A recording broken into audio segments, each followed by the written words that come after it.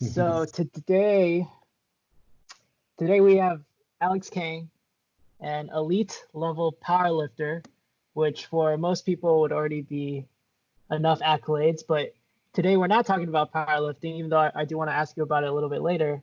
Sure. Today, you actually just came out with a book called Austerity Millionaire. Mhm. Could you first tell us, what do you mean by austerity millionaire? And are you implying you are right now a millionaire? Yes, I'm a multimillionaire. So the term austerity millionaire is mostly because, okay, so most people envision a millionaire lifestyle as, I have a Lamborghini, I have a large mansion, things like that. So that's the um, preconceived notion of what a millionaire is. But you have to keep in mind, in reality, there's more than 11 million millionaires or households in the United States. So um, the way you quantify that is through your net worth. I mean, only a very, very, very small, it's like about 1% of my net worth is part of home equity. But the term austerity millionaire is someone who achieves millionaire status through kind of scrimping, saving, and investing. It's not someone who obtained a huge amount of money through like a very huge income, or because some people make like half a million income and they can become millionaires very quickly. But for like a regular layman like myself, you have, it's not a bad salary, it's a decent salary, but you take risks in order to achieve your net worth. But for me, myself, I can subsist on about a $35,000 income. My income's like way over that, but um, every time I do get paid, I save the bulk of it. So I'm living on very little, but I'm saving a lot and investing as much as possible.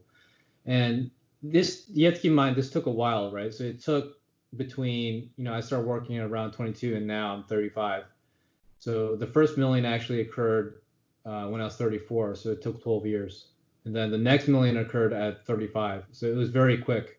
So people use the phrase, oh, the next million is faster than the first million, and that's completely true. Just anecdotally in my case, but the reason I wrote the book is I kind of wanted to take a mind dump on my particular journey, and it's not uncommon because it kind of aligns with the FIRE movement. I don't know if you've heard of the FIRE movement, but FIRE, financial independence, retire early. So what that means is people are living way below their means and they have a fairly large income. So they're usually college educated, but they're saving the bulk of their income. They're living very minimally, and there's two ways of FIRE. So you can do lean FIRE, which is to maintain your very minimal lifestyle, and then you have fat FIRE. So that's kind of living in kind of not opulent, I mean somewhat opulence and luxury.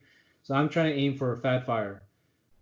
I'm not gonna really go too crazy, but maybe later down the line I'll buy a much larger property. My property currently is very small, but yeah. So that's where austerity millionaire comes from. It's someone who like a regular person who doesn't have like a huge income, just investing, saving the bulk of their income, and just being careful with how they live their life. So that's why I named the book that way. I think that's super cool because I'm on YouTube all the time and I'm sure you've seen the advertisements, but everybody is touting get rich schemes, the opposite of austerity millionaire. And Oh yeah. I imagine it's the Lambos, it's the houses, it's the women, and it's just like it's so flashy, and so many people think that's how I'll get rich. Either it's by kind of scammy ways or something really fast, but the way you did it was just by, it seems like, discipline and having the long-term game in mind, Yeah, as because opposed to anything fast. when I was young, right now I still have the same goals, so it's very consistent. I want to get as strong as possible, have my little lifting goals, and then acquire wealth. But yeah, I agree. So their methods are they try to serve or produce a product or sell a product to many different people in a very short time frame. So what I'm suggesting in the book is, most people, they don't have like that kind of entrepreneurial spirit, and in most people they don't have the ability or skill to do that, or they don't have the right marketing. So you really have to be very savvy on that, and a lot of times it's kind of I want to say almost a dishonest way to acquire wealth, especially if the people who obtain the service or product, they don't fully utilize it. So you're kind of selling them on a dream. So that's why they do so well. Oh, hey, look at my Lambo. But yet a lot of times the Lambos are leased. The house they have is leased, and they may be a front man for another larger business. So that world isn't fully transparent. So that's why I don't like people. They're putting up a facade because you don't know what their actual situation is. They may become rich because of this product they're selling, and they don't actually have the wealth yet. So yeah, it's just very you just have to be very skeptical about people selling that kind of service or product to many different people. Like, I mean, there's like what I try to stress in my book is I'm not saying to do something quick. You can take a very conventional path and become wealthy, but you have to take risks with your investments. You definitely can't save any cash.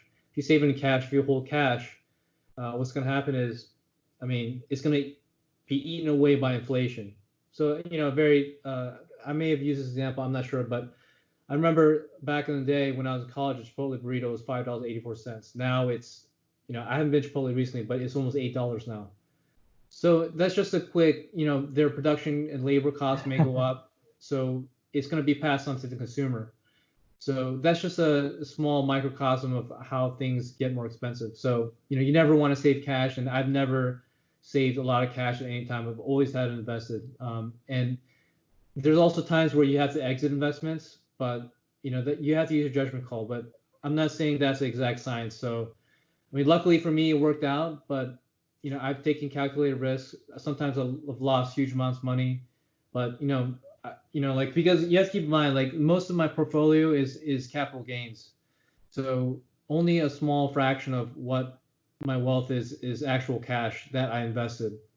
But had I stuck with investments that I had initially, I would have had nothing, because some companies got delisted, some companies went private, some companies got bought out, things like that.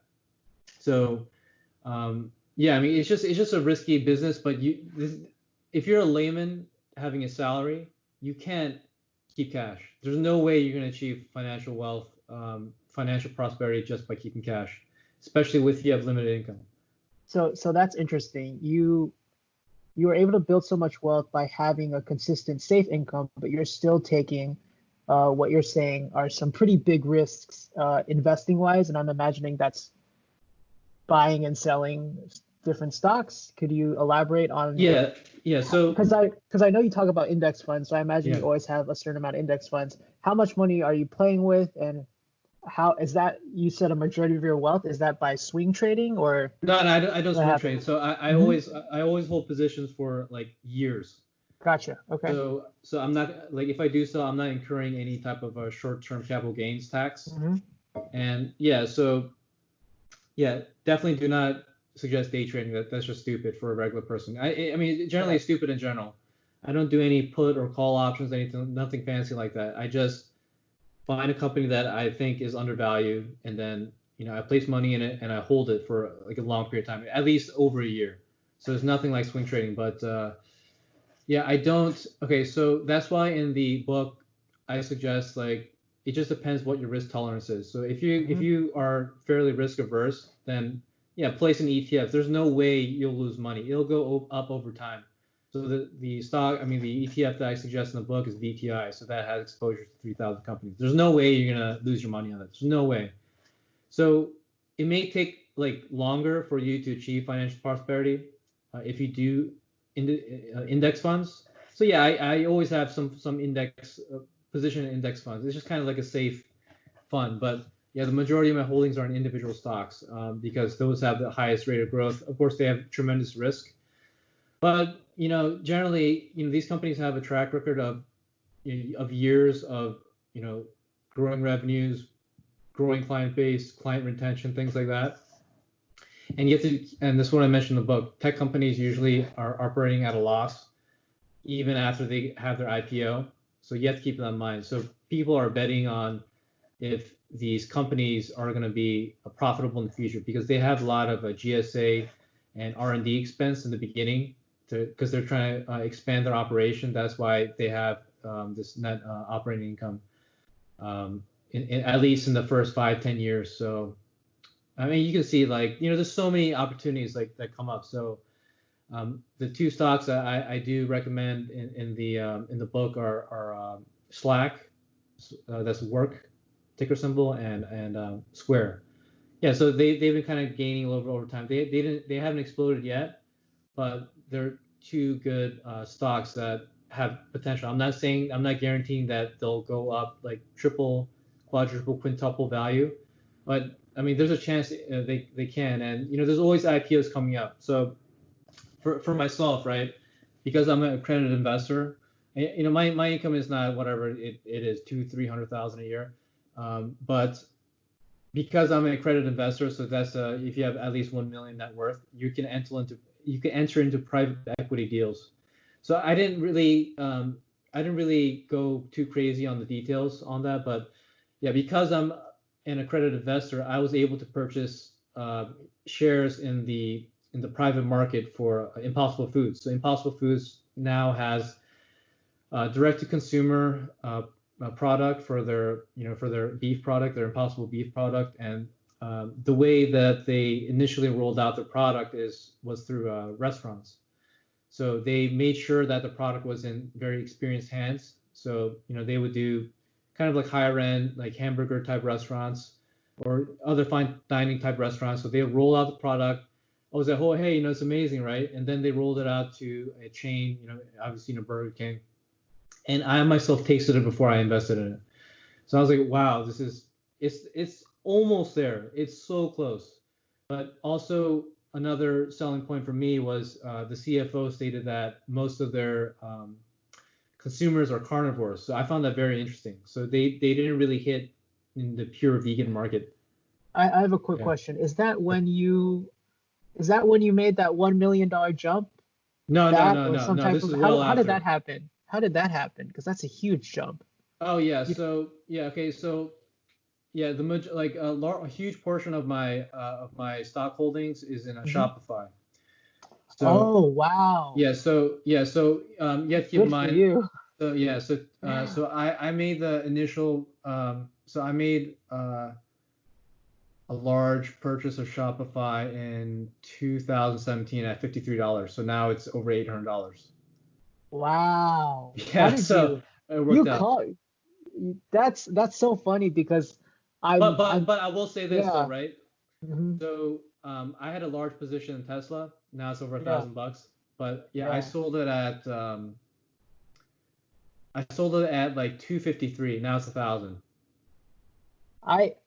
I've been playing with Tesla since it was under 200, and I was in the money at 300 years ago, and then recently I also sold it for about 780 just because the market went crazy. Yeah, it's so funny how that works. But Shopify, that's something I didn't see at all, and now it's huge. Yeah, so there's some indicators why I chose that, right? So okay, so first of all, like e-commerce right now is only a small percentage of actual retail sales, but I think especially now because what's going on, with the illness. I don't want to mention that word because you're gonna be demonetized, but the illness. The illness, right? So sure.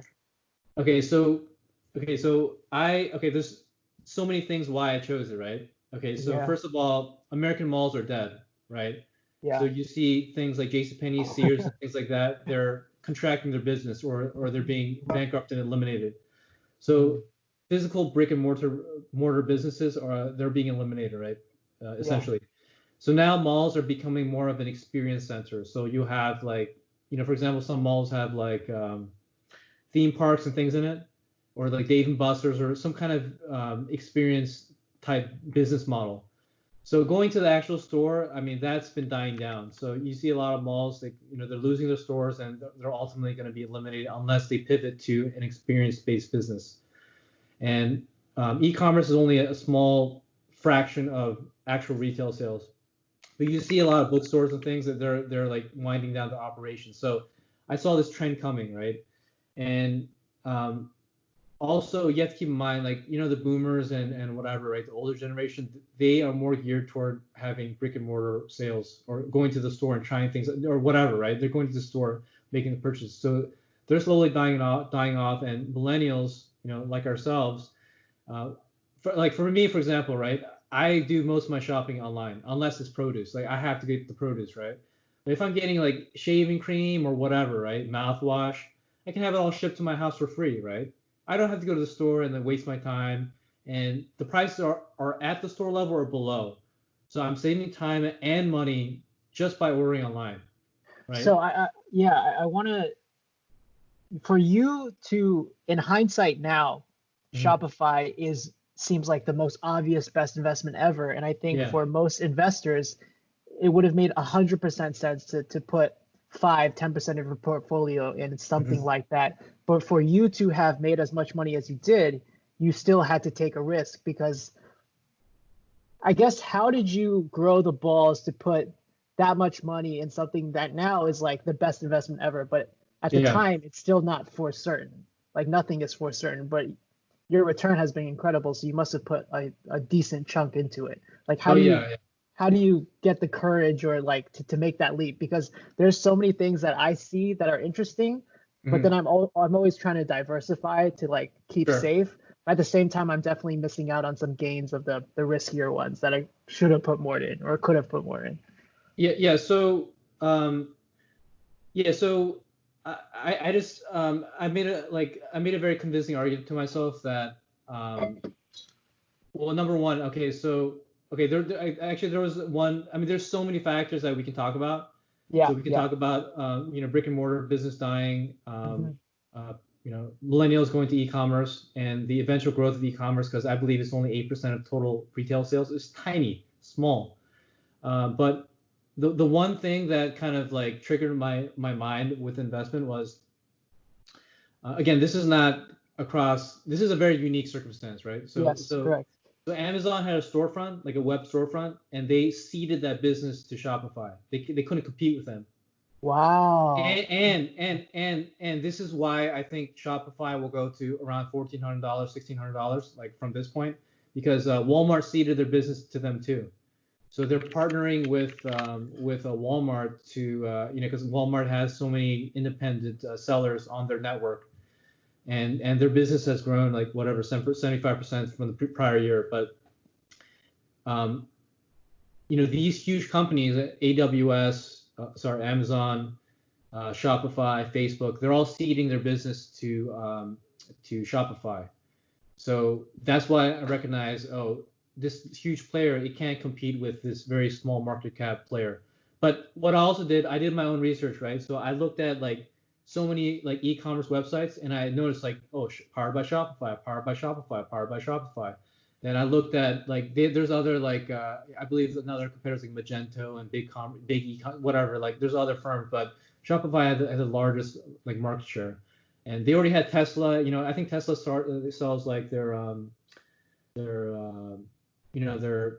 clothing stuff, and I believe it was uh, Budweiser. Small. I mean, fairly large players were already using their business through Shopify, but like another player, a brick and mortar business that uses a what is it? The point of sale hardware is also Square. So Square has the Cash App, and they have this point of sale devices that small businesses use.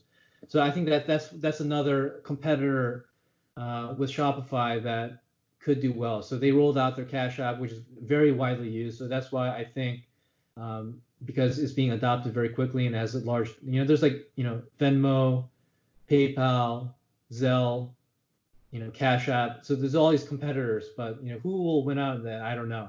But I think it's a safe bet, because you just have to, like, when you're investing, right? You have to envision what the potential is, but it also at the same time is a huge risk. You don't know if like a competitor in the future will come and destroy their business. Like Exactly. like Yeah. Facebook, MySpace, Instagram, it got bought by Facebook. So Facebook's actually pursuing acquiring all these businesses to stay relevant.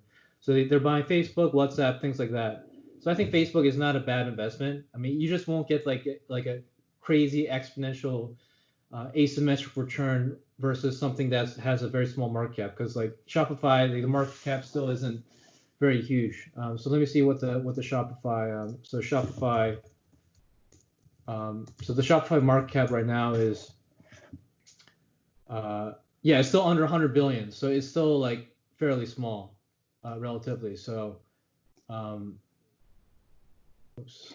It's Yeah. crazy you mentioned that because I literally just tried it like a month ago, and that's my most recent video is I tried Shopify. I tried dropshipping. And Yeah. having tried it and understanding it better, it's really powerful what they built, and it's definitely changing so many lives. Yeah, it's user Um, friendly. It's user friendly, it's and user friendly, yeah, yeah. and like so you don't have to host like on a different website. You can get the hosting through Shopify, and it just makes it very streamlined and easy. And I Yeah. think with the illness going around, it's just going to accelerate how people look at e-commerce, how they Mhm. sell and how they buy. So it's just going to accelerate from here. But like there's a point where I need to have an exit strategy where like I'll probably get out of it, probably when it gets to like I don't know, maybe 1400 to 2000 because I'm still working, so I don't want to work forever. So there's a point where I have to get out of it because it doesn't produce like dividends. It doesn't produce dividends, so I have to convert it to something that produces cash dividends. Do you So yeah. do dollar cost averaging to sell it, or are you just gonna feel it out? No, I mean I'm probably gonna let it go all at once. I know there's more tax implications with that because like if you have Hmm. over 400 like mid fours of capital gains income, Hmm. then you're gonna be paying a higher tax amount. But I kind of want to just roll it out. And I think about a lot of things, right? So if I liquidate my position on January 1st, right? I have until October to pay my tax. So if I roll my position into like for example like some kind of dividend producing stock, right? I'm gonna have 7 quarters of dividends to offset my tax liability. So yeah, I think about things constantly, like taxes I owe, Smart. exit strategy, things like that. But like so I mean that's why I didn't really mention the book like for accredited investors, getting in a pre-IPO level. So let me give you an example, right? So Beyond Meat is a big competitor to Impossible Foods, right? And Beyond Meat, like it peaked at like 234, but even on opening day, it was like $60, right? And the IPO price was like $25. So retail investors could not get at the $25 point unless they purchased before the IPO debuted on the broker, I mean on the exchanges. So that's why like so I do a lot of like social commentary on my Instagram, but like the poor stay poor because they're not investing in that. I get it. Like they're not raised in an environment where they're thinking about investing. They're just thinking about survival and like purchasing non-assets. But like the only way you can get yourself out of like poverty is like number one, don't have children like early. That's gonna kill you. Don't get divorced and invest and have some kind of income, like have some kind of decent income. But these are 4 basic things that you can follow, right? These are like conscious choices, right? You don't have to have kids. You don't have to get married and divorced. You can save and have some sort of income. Like if you like, okay, so the book also talked about like your respective retirement age, right? Some people they don't mind working, right? A job that they may or may not like, right? But for me, like I don't know, like I can't work until I'm 65, 70. I'm gonna be so tired, right? You can be so tired and like most people they want to retire because they want to have freedom, right? They want to have time freedom. That's all retirement is, time freedom, right? So the way your time is locked up now is like, oh, I'm actively working to make an income to support myself, right? Support my lifestyle. And that's what I also talk about in the book, like lifestyle creep. Most people, right? Most normal people, right? They're gonna be, let's say they raise their income from 50,000 to 100,000. If they're at 100,000 income, say, oh, I work so hard, I want a nicer place, I want a bigger house. Let's say I'm one person, right? There's no reason you need a five bedroom house. Like that's ridiculous. That's just wasteful. But that's the example of lifestyle creep because you want to show off to your friends and your peers. Oh, hey, look at my big house. I'm a big shot. Hey, look at my, look at my whatever, my BMW. I'm a big shot. And even like there's a recurrent issue, right? So people like living at home, let's say they're like, mid-20s and living at home, right? They're buying a very expensive car. The car payment is like $700-800 a month. This is $700-800 a month that you can be saving toward your future, right? So, I mean, okay, so it's largely behavioral where people, they're not saving money intentionally and they're not investing properly. Even if you put like an ETF, like $1,000 a month, right? You'll be okay at like 45, 50. You'll be a millionaire by 45, 50 if you save consistently. So you save in your 401k, you save in your IRA, and you save in your brokerage, right? If you just do it very consistently over time, you will eventually become a millionaire, like net worth, right? But if you want to accelerate things, you have to take considerable risks, which I did, right? So it's very abnormal for like a 35-year-old to be a multimillionaire. It's very abnormal, especially based on like the income I was earning, right? But I took huge risks, right? So like I don't think I expounded that much in the book, but I've taken huge losses, right? I've taken $19,000 loss. What if you lost $19,000 in 1 second? It would make you upset, right? It would make you sick, right? Yeah. So Yeah, for me, yeah, it'd yeah, be unpleasant. yeah. So for me, I was like, oh crap, I made a bad move, but I learned from that, and I also entered into a private equity deal for $22,000, gone. So I mean, I lost like right there off the bat 40K. So I've made mistakes, but that's why I explain in the book to to make investments that make sense to you and that are reasonable, right? So Those yeah, those losses to you, you could take. You were ready to handle. Is yeah, that yeah. is I that could accurate? take Yeah, you them, could take it. Yeah. but yeah, I mean they weren't pleasant, right? Because Sure, of course. it was in like my 20s, right? But it was Okay. like, but I understood the risk, right? I Yeah, understood the risk that I could lose it all, but yeah, I don't suggest that to normal people. And yeah. me looking in hindsight, I wouldn't do it. I mean, I turned out okay, but it was very risky. But I would have gotten an asymmetric return had it worked out. But it was through a friend, like a friend's friend, and like my friend's wife's sister was working for the company, and they had a physical office and all that, and it was like social network, like it was like social network shopping. So like the idea was good, but they didn't like execute where like I was just like investing in their potential. But there's Yeah, other yeah, investors that lost 200, 400,000 on it, and that may have been their life savings. I don't know, which is yeah. retarded. It was just stupid, right? But I just Yeah. put in like 20,000 and it was fine, and I lost it all. But yeah, she's not gonna come back and return my money. So I've taken risks like that. I never suggest it. So that's why in the book I say you should have a certain amount in general index fund. You're not gonna Yeah. lose your money, right? It'll go up over time. Specialized index fund, individual tech stocks, and some in cryptocurrency, because Uh-huh. some people like the U.S. dollar, like I said, it's just has so much inflation and it's just gonna lose value over time. So It, that's why you perpetually want to invest yeah. money.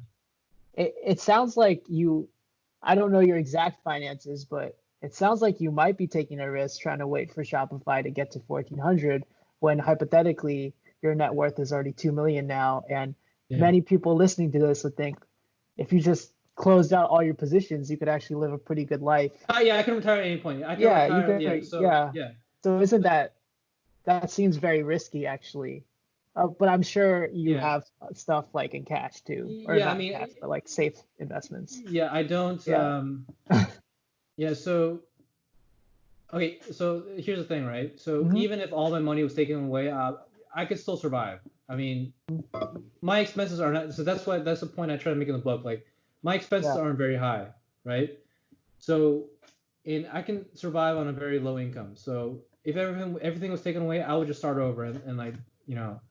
But I don't need cash out now, and I have certain goals, right? So Hmm. again, I don't push materialism at all, but Yeah. I would like a white Lamborghini. I can buy it now, but that's stupid, right? I mean, Yeah. it's gonna be like 150, 180,000, Hmm. and I want to live like a certain lifestyle. So that's why I mentioned like way in the beginning, like I want to do fat fire. I drive a 2010 Toyota Corolla. I mean, you've seen it. So I want to drive that forever because like I don't have any payments on it, and knock on wood, it lasts like as long as possible. But um, yeah, I would never suggest buying any type of depreciating asset like a car if you're continuing to build your net worth. But at the point I retire, I'm probably still not going to buy it. I'll probably wait like a few years just to keep building funds through like very like safer dividend producing stocks. But yeah, I mean, if Shopify went away, if it went to zero, I'd be fine. Like I have other positions where they can grow exponentially.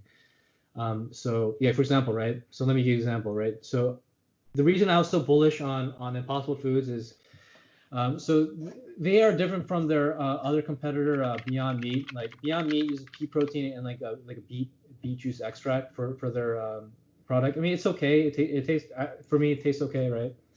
But they use so Impossible Foods use like a leg hemoglobin. It's like a fermented like soybean product to create the umami flavor in their beef. And they are yeah. So number one, the product's different, right?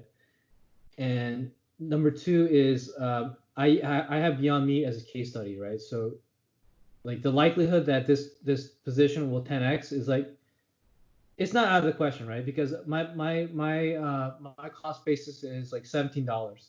That's nothing, right? $17 a share.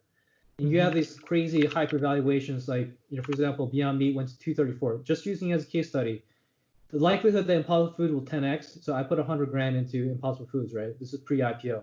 So the first day it'll probably jump to like $50, $60, right? So I'll triple my investment on day one, and then over time passes, you have all these like animal related diseases with consuming animal protein, E. coli, whatever, mad cow disease, H1N1, things like that. So real quick for clarification, you're able to invest in these pre-IPO because you are an accredited investor, correct? Right. Yeah, I have $1 million net worth. Yeah. And that's what accredited investor means. If you make a certain income or you have $1 million, then so it seems like the moment you hit $1 million, then your world opens up even more. Yeah. That's So, like where all of the money making. Yeah, that's why people say the rich get richer. Yeah. But you have to keep in mind, right? I initiated this deal in November 2019. Right. So I was already a millionaire by then, right? Yeah. So the guy contacted me like in April of this year. So I was very patient on the deal. I said, oh hey, just let me know, right? And there's another IPO that I do want to get on. You know Kava Grill, right? Yeah. Yeah. So it started in Rockville, like in like a Treville Gateway. Is that the first store? Yeah, it's the first one, right? So I had no idea. Yeah, so that's a full service restaurant, and it was like mid 2000s, I think 04, something like that, right? That's behind my house, literally. Yeah, exactly, right? Yeah. So of course I love the food, right? It's like one of my favorite restaurants, right? It's a topless restaurant, but as you know, they built out their first fast casual, and then they got investment to expand. So they're in like LA and around like the East Coast, kind of pepper around the East Coast. But that's investment that I have in my sights, because if they do a nationwide rollout, I'm definitely gonna put in like, and I even contacted the co-founder if I can buy shares. But yeah, sorry, it's not open for investment. But the way these things work, right? So they have so let me know when that happens. I want to get it too. Yeah, so they have like founding employees or whatever, right? And they have their stock options, right? Yeah. They can exercise the stock options, or if they can't, whatever, afford the tax on it, they're gonna sell the right to the shares to like someone like me, like an accredited investor. So I'm reaping all. Okay, so for example, right, for Impossible Foods, like I paid an employee like 100 grand for his shares, and maybe he needed the money right away. I don't know, right? But if I was an employee, I would like hold on to it. But I think he moved on to another company. That's why he was selling his portion of the shares. But yeah, so what happens is, the employees, for whatever reason, they're going to sell their shares that they earn through their employment at X company.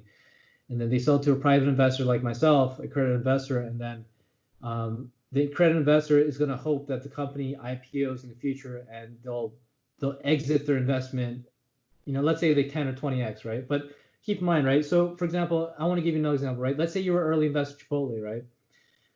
So I'm paralleling this against like Kava Grill. So for Chipotle, I think the IPO price was like whatever, 20, 25 bucks, something like that, right? Now it's like over 800, right? So you're essentially like 40xing your investment.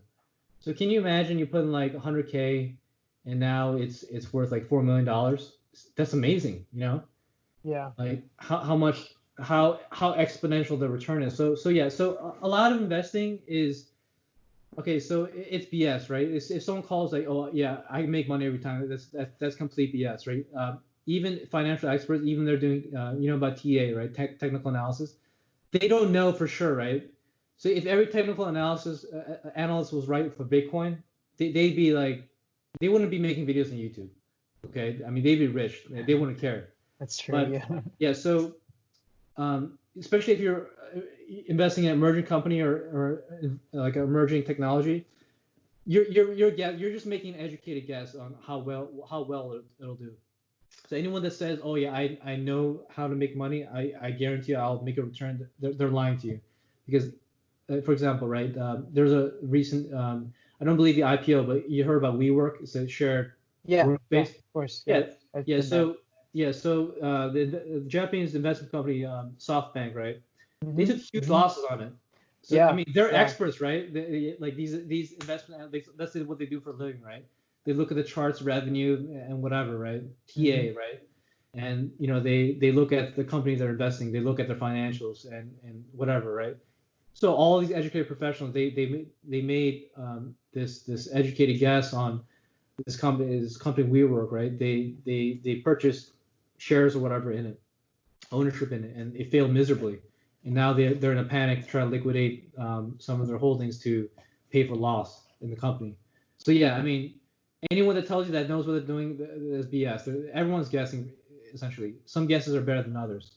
And if you get a knack for seeing what potentially may come, then you'll be rewarded richly. But that's not to say like you're going to take massive risk when you're investing. So yeah, I mean, you have to take risk, but you can take an educated risk, educated guess on what may pan out. So you look at their existing business model, if the revenue is growing, how good the client retention is, how unique the product is, are they going to roll out more products?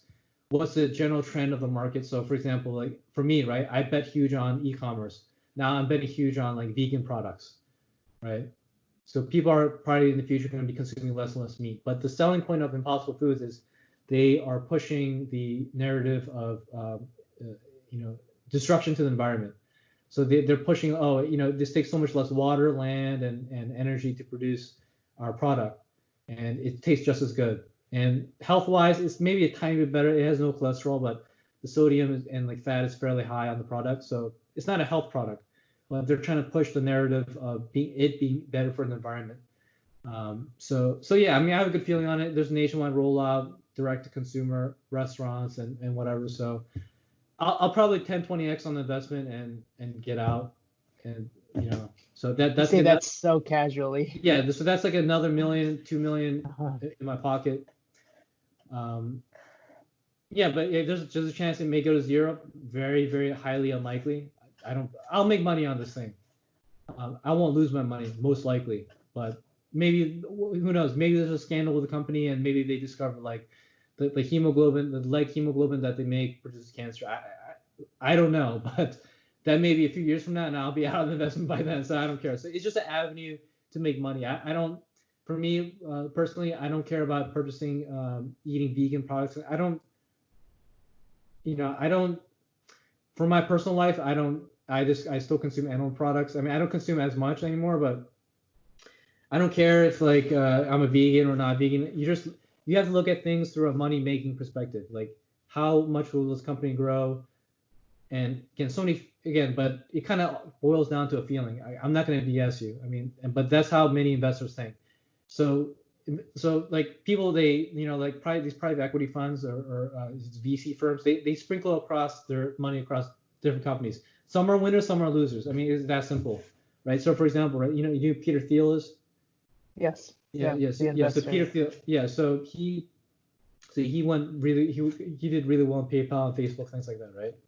But yeah, look at Airbnb. I mean, like they're getting crushed by the market, right? Of the illness going on, and they're like delaying their IPO because they're not sure how well it'll do. And like people who invested very early in Uber and Lyft, like they've done well, but like for retail investors putting money into that, you lost like so much money on it. So it's a risk. I mean, even though you For have a flagship sure. business like Uber, Lyft, or whatever, and there's another one coming, Postmates, you Yeah. don't know how it's gonna pan out. Even though they're very popular and the revenue is good, you just don't know. I mean, so it's a feeling, but like Yeah. for me personally, like my large holdings, I always got out at a profit or a slight profit. So I always got out. But yeah, like for example, right, like right when I started out of school, this is like 2006, 2007. I put a large. I was pretty much pouring all my money into Jamba Juice, right? But the problem with Jamba Juice, right? It's a cyclical product, right? It's seasonal, right? So it doesn't do so well in like kind of our market, the DMV market. So when it's winter, like they're not selling as much. So they try to pivot their business. Oh, we're gonna sell some hot oatmeal, right? And no one really goes to a smoothie shop to buy oatmeal, right? So and then let's say so I got out of it at a profit, right? Thankfully, right? And you have to keep in mind I was starting out, so I didn't have much money, right? So yeah, I mean like in the book I told like my starting salary was 40,000. I was making almost nothing, right? And of course I was living at home at the time, so I was like investing as much as I could, right? But the thing is, right? If I kept my money in there, right? If I was so stubborn about it, right? I would have lost all my money because it got delisted, so my money's gone essentially. So I got out at the right period. So you have to like look at the writing on the wall sometimes. But for me, right? Um, Again, my largest holding is Shopify. Like they keep making these good moves, right? They're partnering with Facebook because they're not going to beat Facebook at social marketing. They're sticking in their niche, and they now have a partnership with Walmart, right? So Walmart is the largest brick and mortar retailer in the world. Facebook is the largest social network in the world, and Amazon admitted that they ceded their small business storefronts to them. So yeah, I mean it'll like again, I'm kind of calling it now. It'll probably go to 1,000, 1,200, 1,400, possibly 2,000, possibly 2,500. So I may exit at a point where it's not at a zenith, it's apex, but that's okay to me because I don't like I plan to keep growing my money um, with other opportunities because like this is already yielded so much for me. But I'm gonna be constantly looking at because I'll be accredited investor, so I'll tell my guy, hey, you know, yeah, I want to invest into this. So there's always opportunities. Who's your guy? So I have a broker specialist at my firm. It's called Shares Gotcha. Post. Yeah, I mentioned the book. So there's Okay. two big players, Shares Post and Equities. And Shares Post like they merged with another company, so they're another company now. But yeah, Gotcha. there's this kind of like specialty boutique brokerages that connect you with like employees of these companies, and they'll work it out. Oh, But the market isn't like super liquid because the supply is very limited, yeah, and yeah. and the seller may not budge on the price. So I had to purchase, I had a chance to purchase more shares, Hmm. but like he was asking too much. I don't want to go over my cost basis of like $17 because like they were Got asking it. for $19. I'm like, I already have some exposure to this, and so So I'm gonna be honest. When I read your book and just knowing you as a person, yeah. um, and seeing the title Austerity Millionaire, I was expecting your story to be inspirational in that, oh, I stayed on the straight and narrow. I'm very disciplined. I just Yeah, saved and lived simply.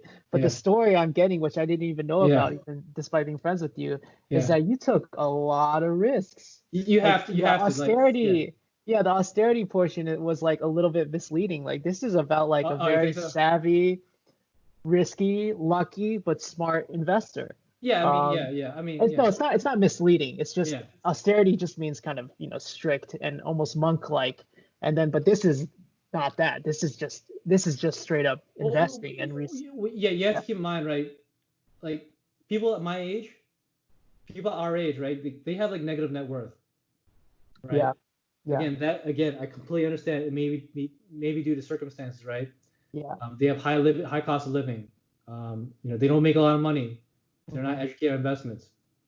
But you have to educate yourself on investing. For But sure. yeah, you're right though. Like it's abnormal for me to be a multimillionaire. There's very few like multimillionaires at 35, and they may have made a huge amount of money. Like they they got like a buyout of they worked at a tech company, they're making a huge amount of income out the gate, and you can save a lot of cash that way. But for me, I never made like a super high salary. So I mean, that's why I said like you have to take big risks. Because people who like let's say you're like a software developer at or engineer at Facebook, right? Let's say you take some austerity measure. You live in a shared house, right? Let's say you pay like in a shared house like $1,000 for like a room, right? And you're making like 120 to like $250,000 in salary. And then on top of that, you're getting your stock options, right? Yeah, I mean you can be a millionaire easy, but you have to be making a lot of income like very early on, and you have to be investing it. Because even a doctor, right? A doctor like at 30, you're exiting your 30, 32, you're exiting your residency. You're gonna have like $200,000, $400,000 in debt, right? And so you're gonna be working like a dog, right? And at 40, you may be a millionaire, right? But you're not gonna be a millionaire at 35. There's no way in hell. So yeah, if you're in like unless you're like a very elite earner, like you're not gonna be a multimillionaire at 35. There's no way. And again, that's why I mentioned the book, The Pitfalls of Divorce, right? So let's say I was married, right? And I got married at 22, and I lived in like a community property state, right? Not a common law state. Wait, this is an example. Yeah, this is an example. Yeah, you yeah. weren't actually married. No. This is a hypothetical. No. Okay. Yeah. So let's say I was married from like. Okay, let's say I was in Texas or California, right? I married at 22, right? Yeah. So every dollar I earn is subject to split. Every investment I make is subject to split. So 22 to 35, right? So so I'm just using my example. So like my net worth is like 2.1 million, right? So so right at the gate, I'll probably have like a pricey litigation process, right? With lawyers. Let's say I do like 50,000, right? It's prolonged over 2 years. I spend like 50,000 attorney fees, right? Mm-hmm. And let's do 2.1 million divided by 2. That's like 1.05 million, right? And then I pay litigation costs, so that 0.05 is knocked off, right? Then let's say I had a kid at like 25, right? Sorry, no. Let's say I had Let's make it better. I had a kid at 35, right? Right when I divorced. So 18,000. Sorry, 18 years of child support. And they may screw me for like 2,000 a month, right? So 24,000 a year times 18, like whatever that is. Let me calculate real quick. Yeah, so I'll be owing $432,000 in child support. let's say the alimony is like 2,000 a month too, right? I'm just saying hypothetically. Yeah, so all your money's gone. It's gone, right? I mean, I'll be earning my little salary in the meantime for 18 years, right? But like I'll be killed, right? So like, some people so some people off themselves from like from paying child support, because what happens is like, because I sent you a video yesterday, but let's say like you lose your income, right?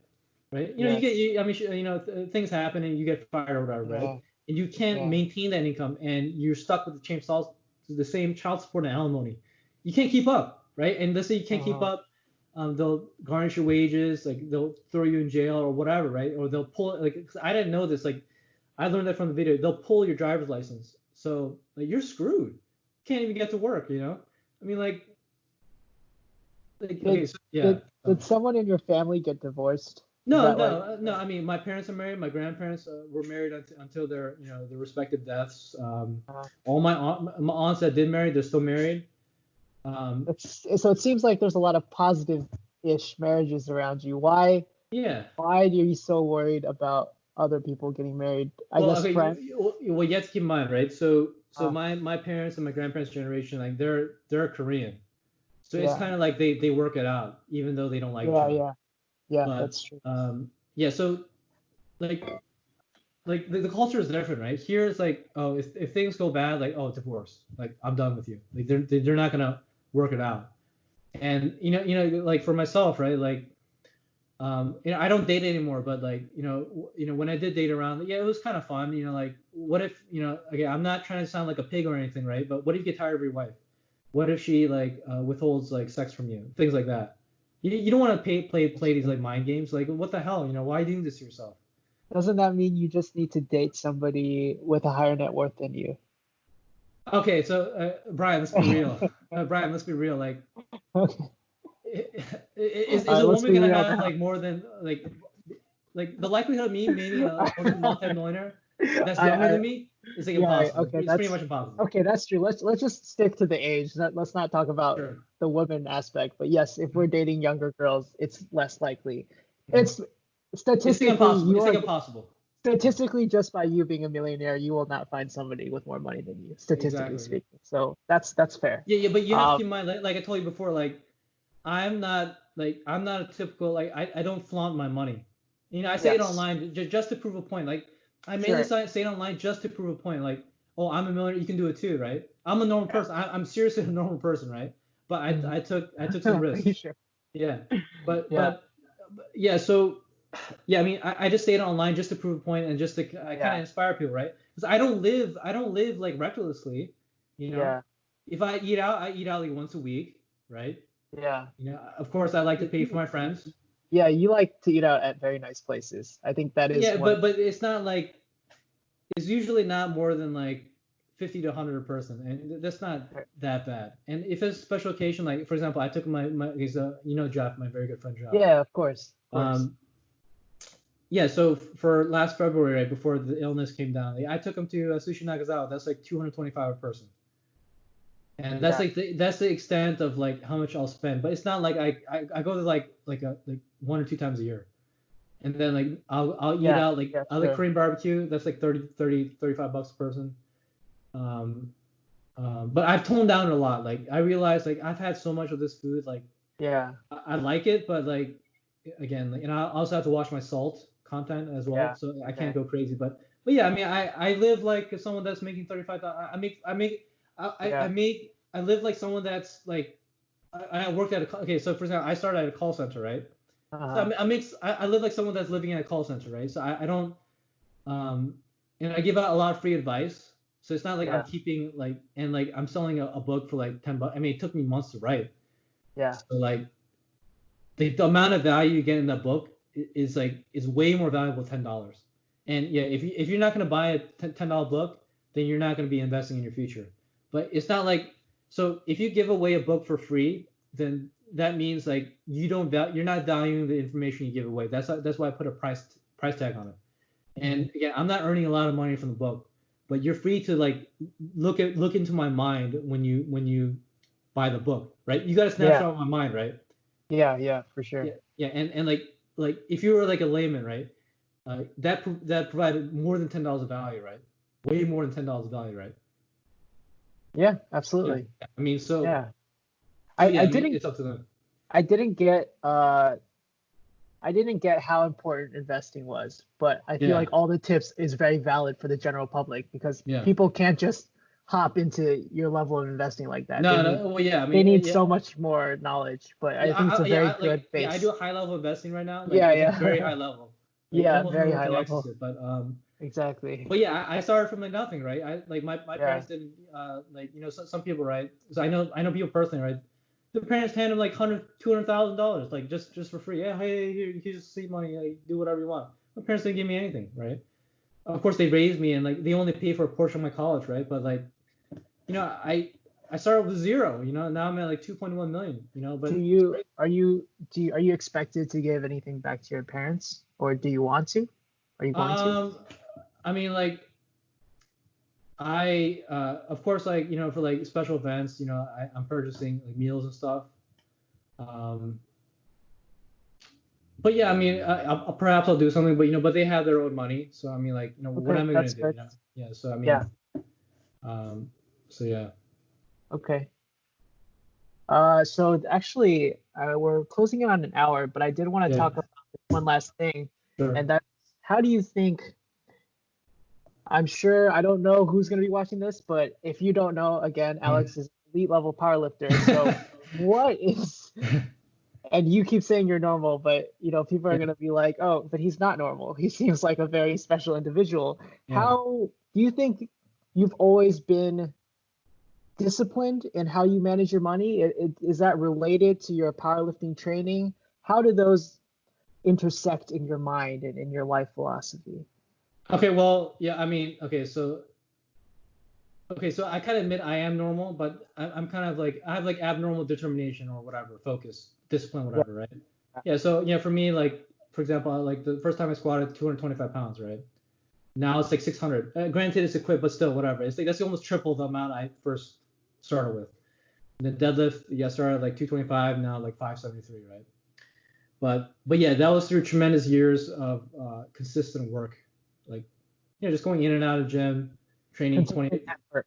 Yeah, consistent effort, right? Yeah, the name of the website. But yeah, so it was, yeah, I mean, it was like 15, 20 hours a week, like every week, like no breaks. I mean, granted, I feel I achieved most of my goals, so anything I achieve now is a bonus. But yeah, it went hand in hand with investing, right? So consistent, right? Get my paycheck, money gone, broker account, right? And for me personally, right, I check my net worth like at least 5 times a day, 5 to 10 times a day, right? So I check it, right? I check my bank account like multiple times a day. I check like my alternate sources of revenue. So I look at my Google AdSense. I look at my my book reporting, the sales.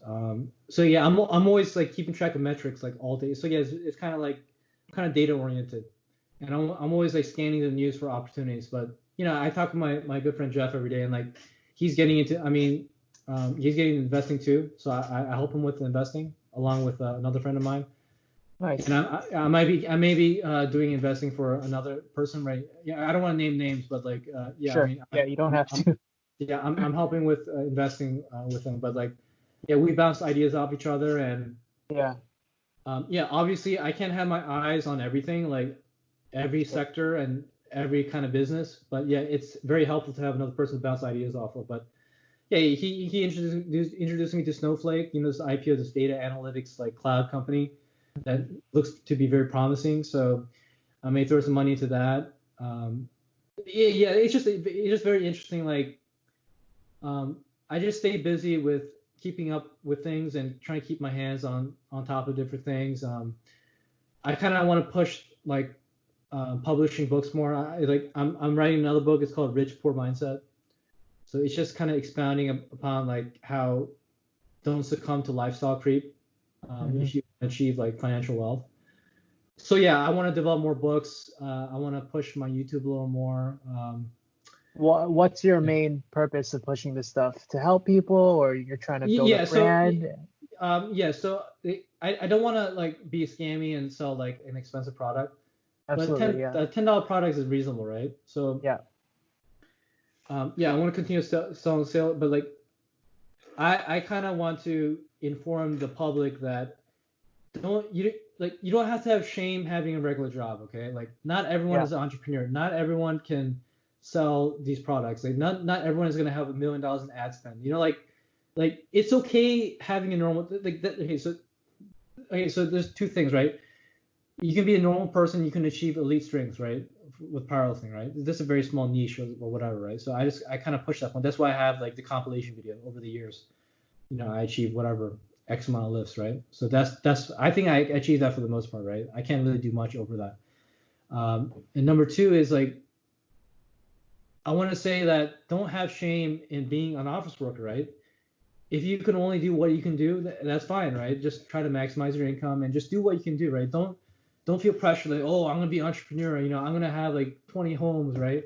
But like people, they don't know the other side of the story, right? These homes are highly leveraged, right? Look at what's happening now, right? People they can't pay the rent, right? Are they gonna foreclose on all their investment properties? Not everything is like rosy, right? Not everything is ideal. People have leveraged positions, right? And people, they're putting up a facade, right? They're leasing their Lambos, they're leasing their cars. They're leasing their houses. They're leasing their women, right?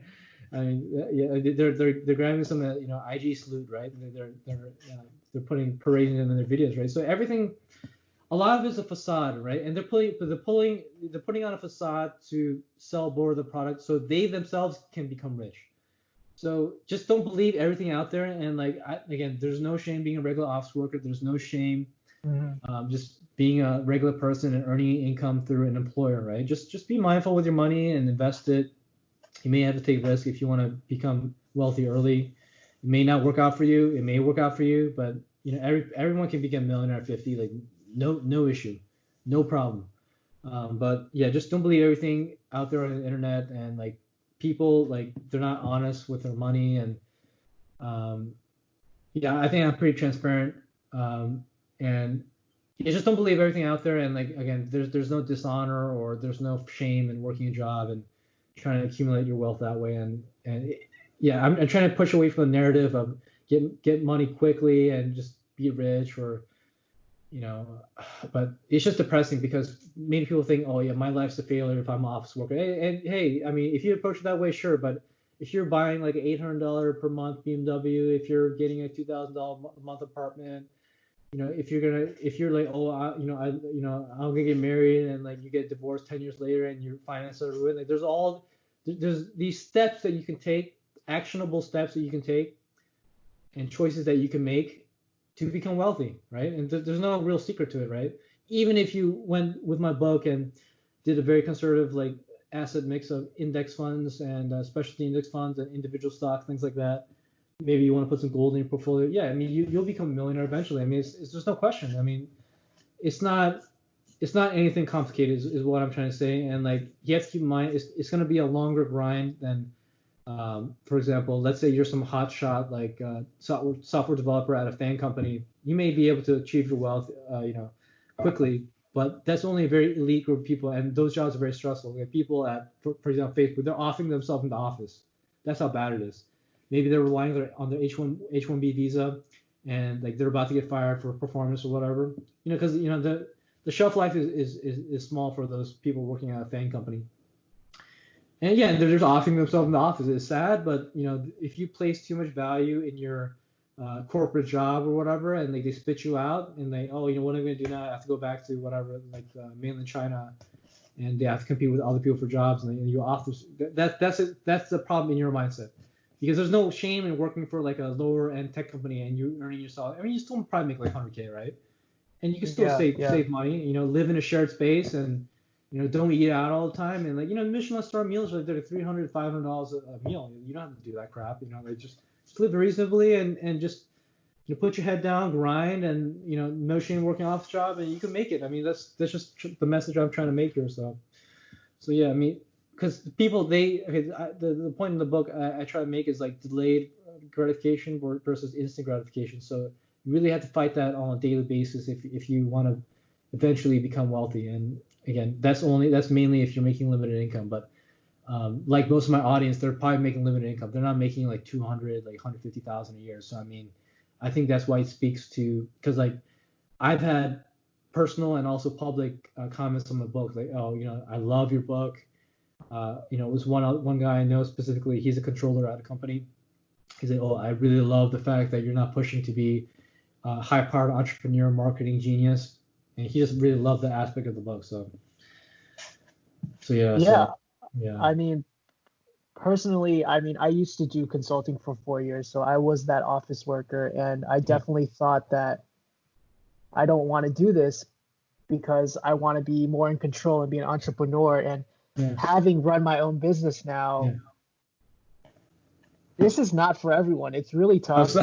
You work like 3 times the amount for 3x less money until somehow you break through. But not everybody can be an entrepreneur, and that's what I like about this book. Exactly what you're saying.